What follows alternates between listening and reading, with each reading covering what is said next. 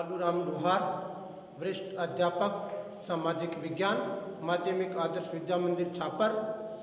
आप सभी भैया बहनों का ऑनलाइन कक्षा में हार्दिक स्वागत करता हूं, अभिनंदन करता हूं।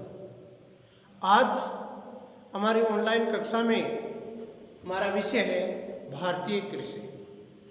हम सब जानते हैं कि भारत एक कृषि प्रधान देश है और यहाँ की लगभग 56% जनसंख्या प्रत्यक्ष रूप से आज भी कृषि से जुड़ी हुई है।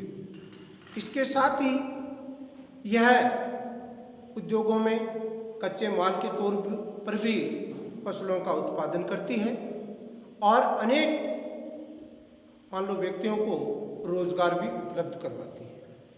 भारतीय कृषि में हम सबसे पहला जो टॉपिक लेते हैं वह है भारतीय कृषि के विविध रूप।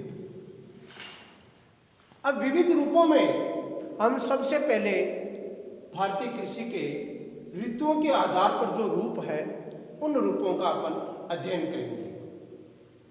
ऋतुओं के आधार पर भारतीय कृषि को 3 भागों में बांटा गया है। खरीफ की फसल। खरीफ की फसल जून जुलाई में बोई जाती है तथा सितंबर अक्टूबर में काट ली जाती है। अर्थात जब भारत में मानसून की अवस्था होती है उस समय वर्षा ऋतु में जो वर्षा होती है उसी से इस फसल को बोया जाता है।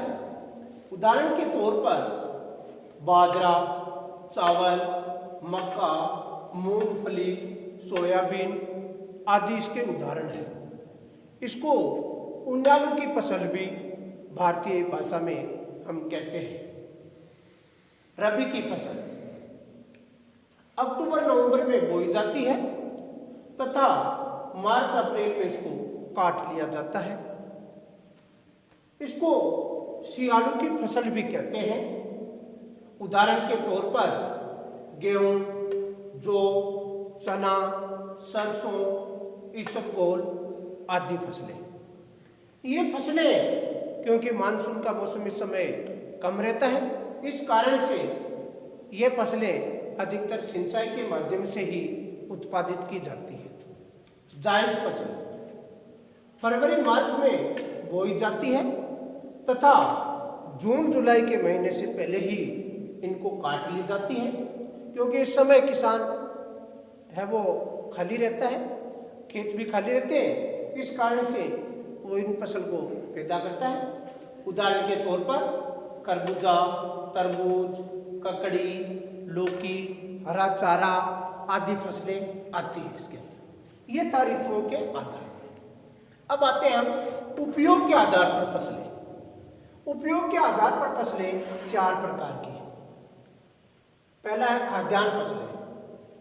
ऐसी फसलें जिनका उपयोग मानव भोजन के रूप में किया जाता है और यानी अपने जीवन निर्वाह के लिए अनाज को रख करके शेष को वो अपनी ज़रूरत की वस्तुएं खरीदने के लिए बेच देता है। उदाहरण के लिए चावल, गेहूं, ज्वार, बाजरा, मक्का आदि, इसे जीवन निर्वाह फसलें भी कहते हैं। दूसरा है मुद्रादायिनी फसलें। जैसा कि नाम से ही हमें पता है, मुद्रा प्राप्ति के लिए वे फसलें जो उद्योगों में कच्चे माल के तौर पर उपयोग में ली जाती है उन्हें हम मुद्रादायिनी फसलें कहते हैं। मुद्रादायिनी फसलों को अन्य नाम औद्योगिक फसल, व्यापारिक फसल, व्यावसायिक फसल के नाम से भी जानते हैं। इनमें गन्ना, कपास, जूट, तंबाकू, तिलहन आदि हैं।